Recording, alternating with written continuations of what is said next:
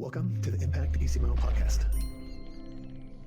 We highlight the stories of impact innovators and connect them with the allies they need to amplify the good they can do in the world. I'm your host, Jacob Haney. Welcome to Impact Stories. I'm here with Anouk. Please introduce yourself. Hi, my name is Anouk, head of marketing at Kelp Blue, and I'm really excited to be here today. Tell me about the good you're trying to do in the world with Kelp Blue.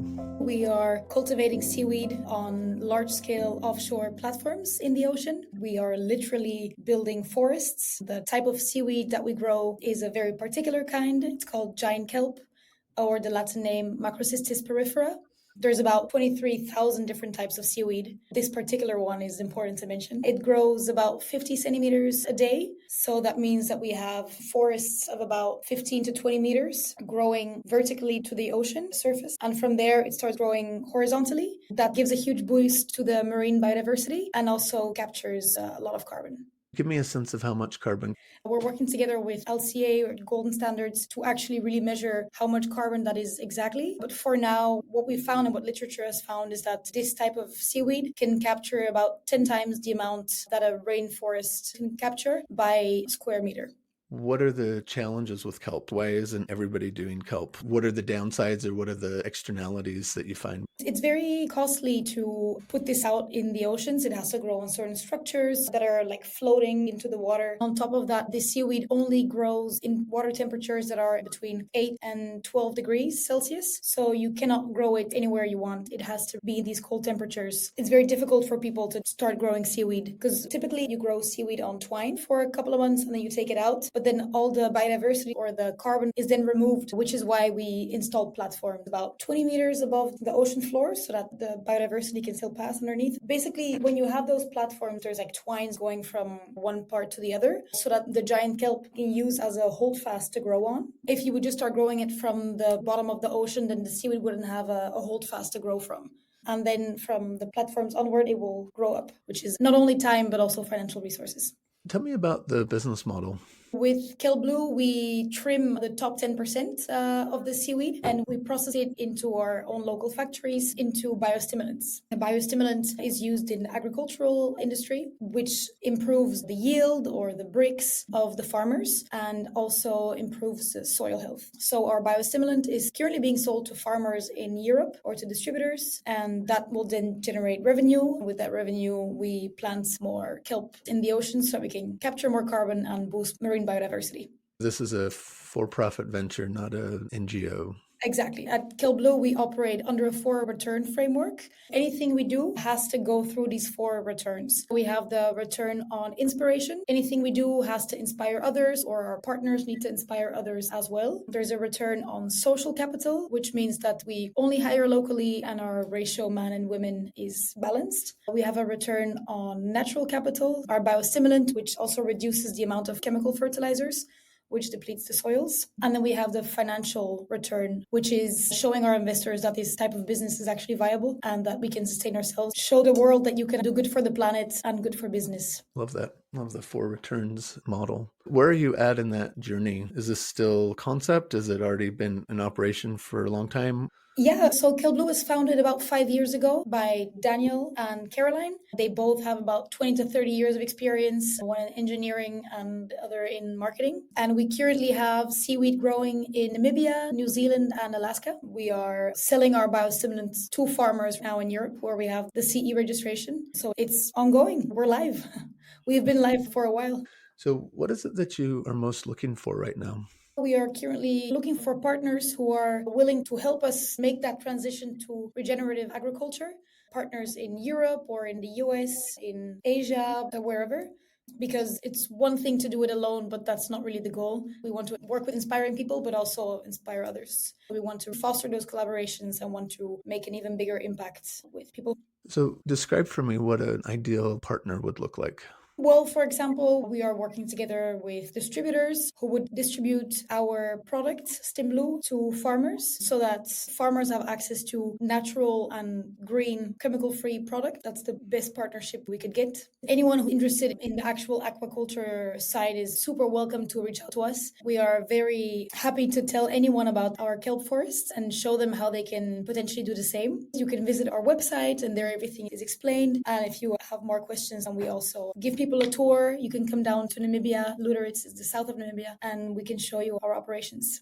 As far as scalability, what is the potential for the growth here? Have you tapped out all of the places that have this Goldilocks zone of just the right temperatures and right depth? No, not really. This can grow way more than what we currently have. There's a big part in Latin America where we can also grow around Chile, for example, but also around Tanzania or South Africa, more parts in New Zealand where we currently are not growing yet. No, we are really this far of understanding how it works and where we can grow this exactly. So that's why we also work together with a sister company, which is an NGO called the Kelp Forest Foundation. They are doing research about the type of seaweed that we grow that is then published online. It's open sourced, so anyone can grow themselves on the different locations where they find an opportunity. On the investor side, are you guys actively courting more investment, or where are you at in that process?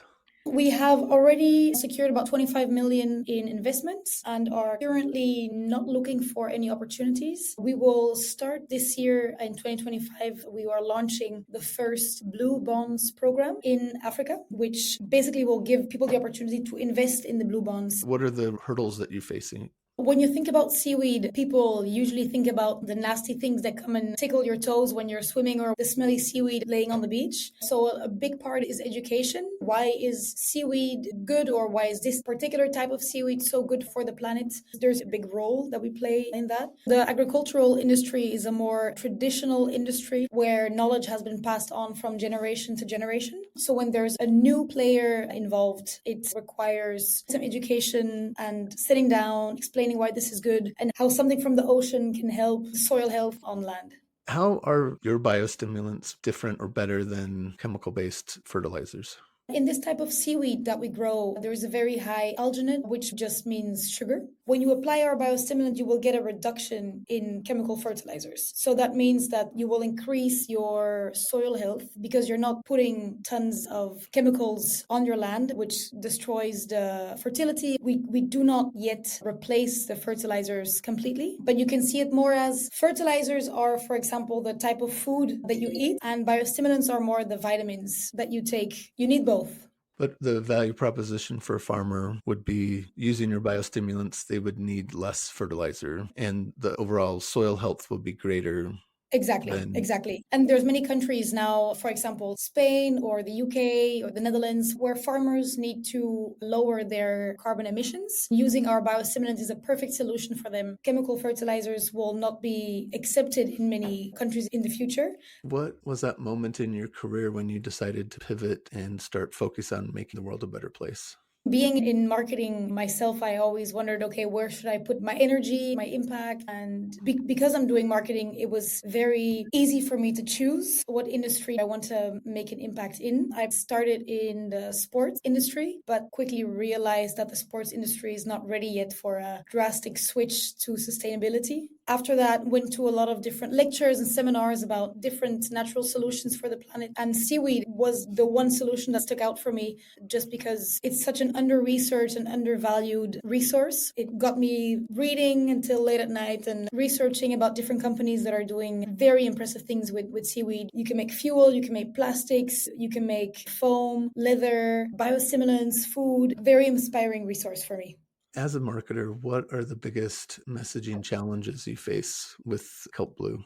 You have to find the right balance between educating people, but also selling your product. There's a whole lot of education to be done around seaweed in the aquaculture industry. So those are two very different types of audiences, and just making sure that we can connect those two industries. In the end, we're farming seaweed, just like a farmer is farming, tomatoes. We have the same challenges. We just do it in the ocean. So trying to link those two worlds, because it has not been done before, is definitely a challenge, but an exciting one.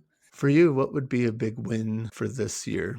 We are currently releasing a biostimulant for grapes, biostimulant for strawberries, biostimulant for soil health in particular. So if those products are released and transferred to the farmers, and we have a positive relationship where farmers and the distributors are all together transitioning to regenerative agriculture, that will be a huge success with lots of seaweed in the water. If someone was interested in learning more about kelp and the potential there, what resources would you point them to? We have a website, which is Kelp Blue, KELP.BLUE. There's a lot of information there. We're also active on social media, LinkedIn and on Instagram. And I would say if anyone has any questions, then you can go onto our website and send us a little message on our contact form. Thank you so much for sharing your insight and perspective, and excited to see where you guys go with this. Agreed. Thank you so much for having me tonight, and looking forward to talking more.